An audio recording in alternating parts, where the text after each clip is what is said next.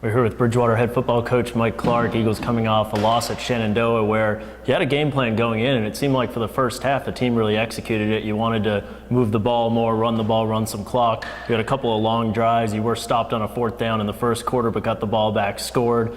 Got another score in the second quarter, go up 13-3, and then you were down at the 9-yard line and were stopped on a fourth down where literally, I don't know if I've seen this before, the referee had to readjust one chain to double check it was that close. And then things turned after that. Well, I think what it had to, it was I thought it was a well thought out plan. I thought our kids bought into it very well. And you're right, that was a critical segment right there in the second quarter. It was 4th and 1.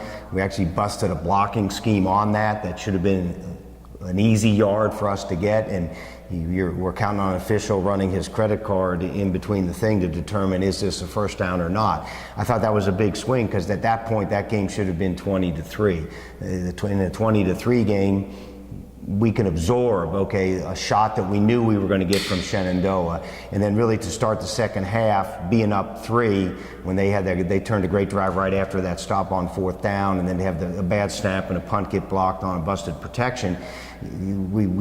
It kind of forced us out of that plan a little bit that actually was working for us very well. But I think I was really kind of proud of our defense. Take away 2 plays. The plays that they got beaten on were we had people blanketed, and he's a good quarterback, and he has great wide receivers that made plays. I think from an offensive point of view, we have to get past the point of ball control being success. Yeah, we had the ball for over 35 minutes, but eventually you need to turn. It's not like a wrestling match where you get a point for possession time. You have to turn possessions into points, and our efficiency when we got on our side of the 40 has been a little bit of a nemesis, and it has to pick up to get us to the next step.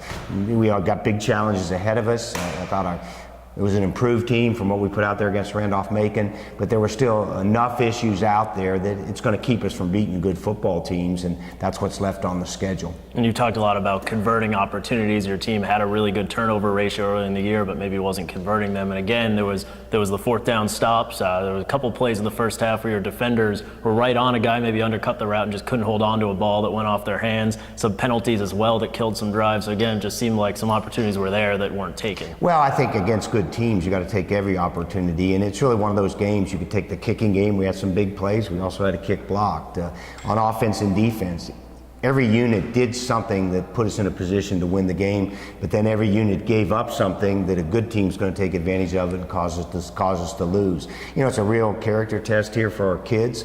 We got to go on the road against an Emory and Henry team that was picked to be the conference champion, that they're battling too.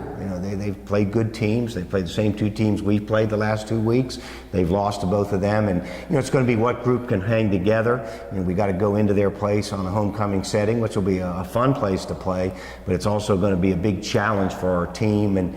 But I also think sometimes you're like smoldering wood. Right now we just got to find a spark that kind of gets this flame back that we had early in the season. It's Emory and Henry now 2-4 on the season, despite being conference favorites going in. They've now allowed just shy of 50 points a game over their last 4 games. So your offense will have opportunities, but again, a game where they're going to have to punch the ball in. They're going to have to punch it in, and I think they have a great quarterback that we've played against for 3 years, that transferred from Appalachian State. Last week they struggled a little bit, on the offensive side of the ball against Randolph-Macon. That is a very good defensive team. But it's going to be a very similar game that we had a week ago. I think we're going to have to try to get control, particularly on the road. But then you're right, it's about making the play at the end, and that play comes in different ways. Like you mentioned, whether when you undercut a ball, get the interception and run it back for a touchdown.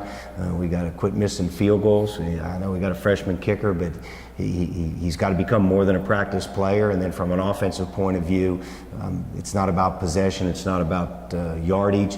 It's going to be about points, and that needs to be a big focus. It's been the last 2 weeks, but it's a focus that needs to show up on Saturday.